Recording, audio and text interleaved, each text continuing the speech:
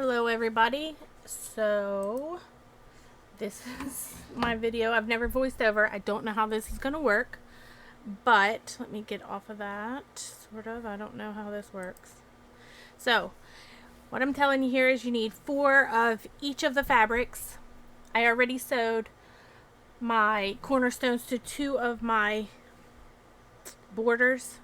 I'm just ironing them to the flower side, the border side. That shook. Turning my iron up. It wasn't hot enough. So those are both 4x4, and the white and the firefly one or dragonfly one are 4x7.5. That one's 2.5. You needed 4 of all of them. 4 borders, 4 of each of the fabrics laying there, and 4 cornerstones. So there's the block we're making. And this is one of the, maybe the second time I've done a flying geese block. Flying goose? Well, I don't know. An angry bird is what I think it is, but whatever. So I am telling you on there, I do use my diagonal seam tape mostly, but for the video I'm going to draw the line from corner to corner on both of those. I like the diagonal seam tape. It works very well. I get a more accurate stitch when I'm doing that, when I'm not filming or anything. So you just draw those corner to corner, just like always. You could do one, and well, no, this one you're just going to do the one because you're going to sew right down on that line. And then you're going to take the dragonfly fabric, and we're going to sew the colored print right down through there. Just corner to corner on the little one, corner to middle of the big one. The camera wasn't really lined up. It's been a minute since I was down here. Alright.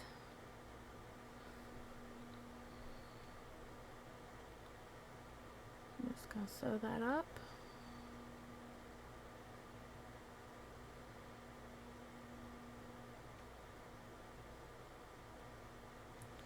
Then I was sewing the cornerstones. I was using that for my in-between fabrics, but then I ran out, so I had to use my starter and ender again.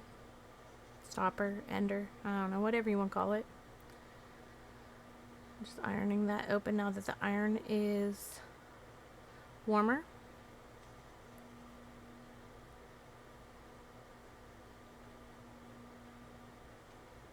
I sure hope the sound is recording on this one, because if I have to do this again, I don't know. Might just make a whole new block.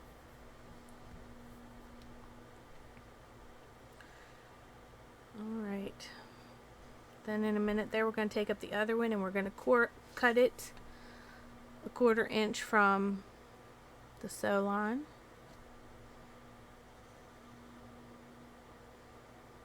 And I decided to just use the scissors since I had the ironing press or the pressing mat out.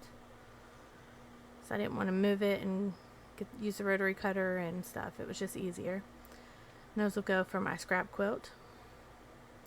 Now we will iron that open. And if you'll notice under there, I had hair bothering me. If you'll notice under there, I did iron off my mark on my white piece there. But it did show up enough. You can't see it on the camera, but it did show up enough for me to just use it. Plus, again, I have the diagonal seam tape on there, so it didn't really warrant being redone.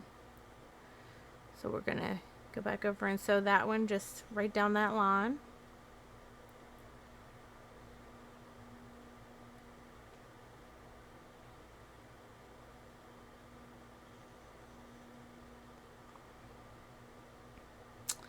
I don't know if I care too much for that angle. We'll work on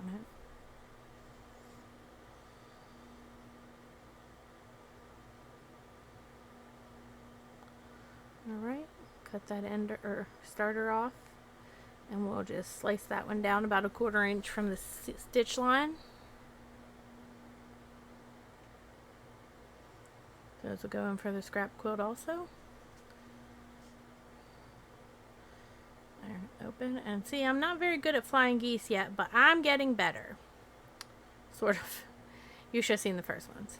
So you're just going to sew that white piece against the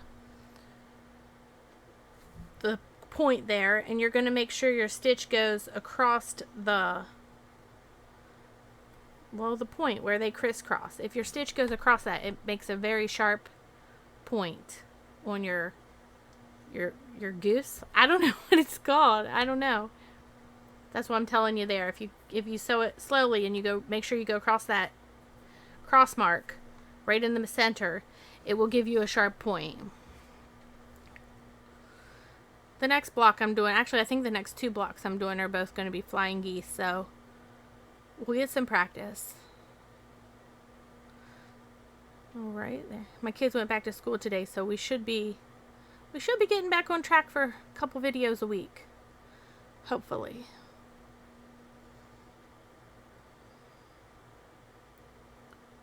Alright, we're gonna put the ender through there, cut it off, iron it open.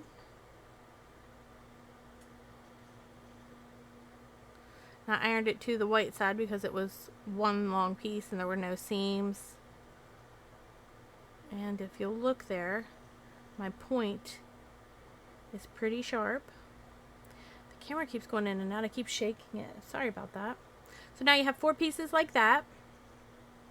And you're just going to lay them out. And as you lay them out, the white pieces are going to go all different ways. But also, you're going to form 2 pinwheels. And it kind of looks like one of those, in the summertime when you, I don't know what it's called, you blow on it and it spins around, it's on a stick. So you're just going to sew down the 2 edges there, just like usual. But I thought it reminded me of summer, and like I said, I was seeing a lot of the dragonflies out. I don't know, I was seeing a lot for a while, and I was like, well, I think it's a sign that I need to do that for my block. Plus, it's summery. It's like a pinwheel. I don't know what those are called. Somebody tell me what they're called, please. Maybe it is called a pinwheel. It was on a stick and you'd blow it and it would just spin around. I don't know. Okay, so we sewed up both those, and then we'll iron them open. And I ironed them both to the same side. So when you flip them around, because you'll flip them around and they'll be opposite. I think I ironed them to that side right there with the flying geese block. Flying goose, angry bird, whatever you want to call it. I will take you back with me, I think. Yep, there we go. Yep, I'll iron them both to that side because there's no seam in it. That's what I'm telling you there.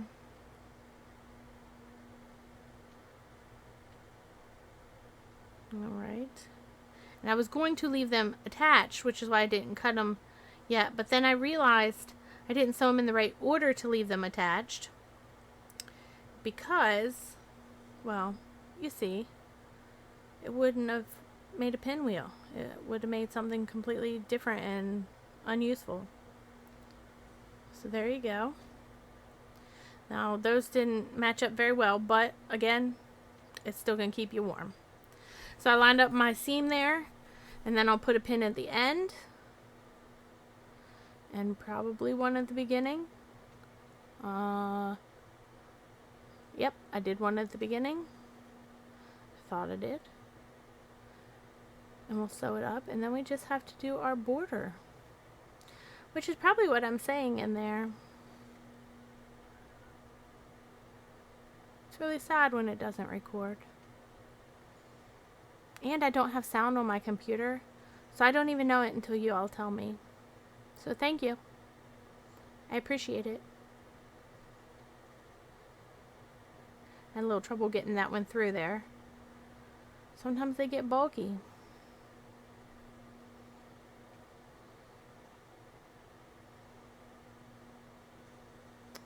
That one looked off there, but really it was, well, it did come out a little off. You'll see that. The middle of it did not really come to a point like I would have liked.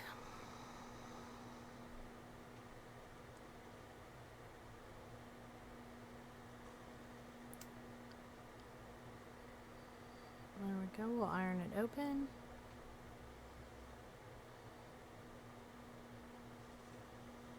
See, it was quite off there. But now I make 2 of these every month. I make 2. I make one for practice to make sure it's going to come out the way I like it, which it doesn't always, and sometimes I have to redo my math. That's what I'm telling you there, how those 2 blocks didn't line up like I wanted them to. But that's the first one, and it didn't line up either, so I'm consistent, to say the least. But now we're just going to add our borders without the cornerstones to opposite sides. I think I put a pin in the middle and each end. It's easier to stay lined up if you pin in at least the 3 spots.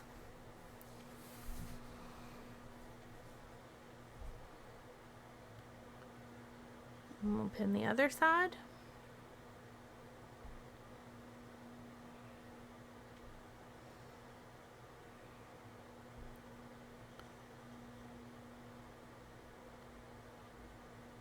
In the middle and the end too. That one also didn't line up. The edge was a little off, which I could have trimmed first, but also it didn't bother me, so I didn't. If you're just learning, try not to focus on every little detail. Just, you know, do it for fun. And unless it looks really bad, who really cares? It's yours. Make it what you want.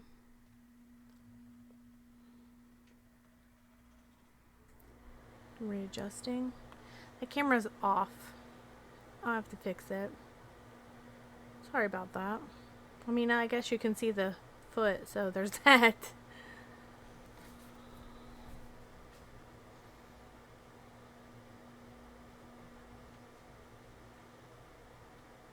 And then I just flipped it around, and if you're new or you're not comfortable doing that, don't. I just flipped it around because the other side was pinned anyway, and instead of using the little scrap of fabric to change it without cutting the thread, I just sewed a little bit there and then I cut them apart. But if you're a beginner, I don't recommend that unless, I mean, try it. There's nothing really bad that can happen. What's the worst that can happen? You have to sew a little bit over again. It's really not that big a deal. Try it.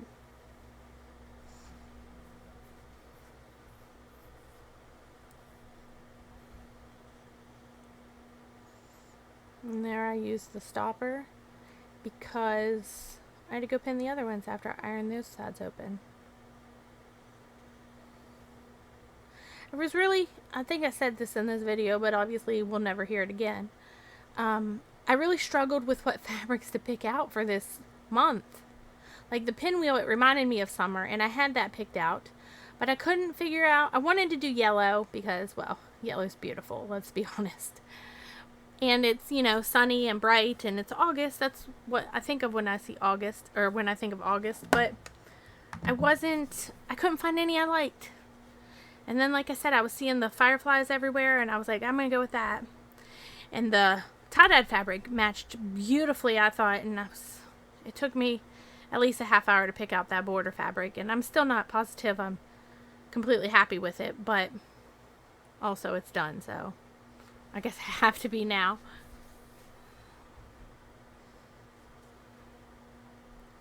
We're just pinning at both seams, and then in the middle, and then I pin down there at the bottom. I pin out from it so it keeps the corner lined up, and I don't have to take that pin out.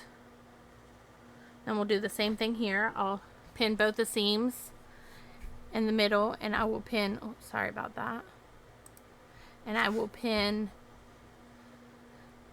right there at the bottom because, like I said, it keeps it straight at the end,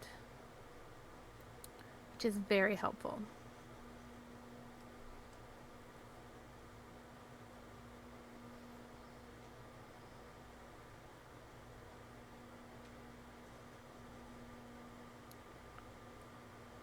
Alright, and that camera seems to be getting worse. I'll fix it for the next one. We'll sew both those up. We'll sew that side, and then I'll do just like I did on the other two borders. I will just pull that other one around and sew it up.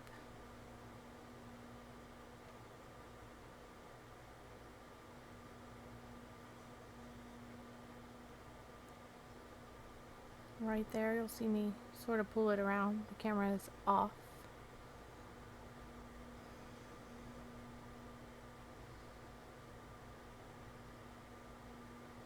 It seems to be getting more and more off every time we go over there.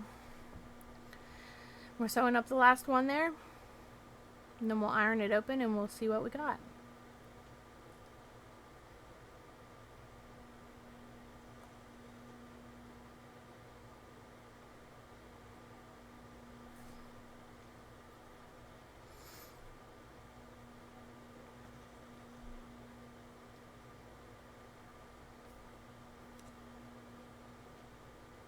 And there we are. We are done. I did not quilt my August block yet, and I did not actually quilt my July block yet. I have been super busy, but July, August, and September all go in the same row, so I'm going to wait until I have all three of those, and we will quilt them and attach them together. Now I've already attached my first 6 months, but I will show you how to attach that row to the others. That way you can start putting yours together if you'd like. But if you want to wait till they're all done, I mean, it's you, do whatever you want. So there it is, my August pinwheel. I love it. Let me know what you think. I hope you make it and love it. And I can't wait to see all yours.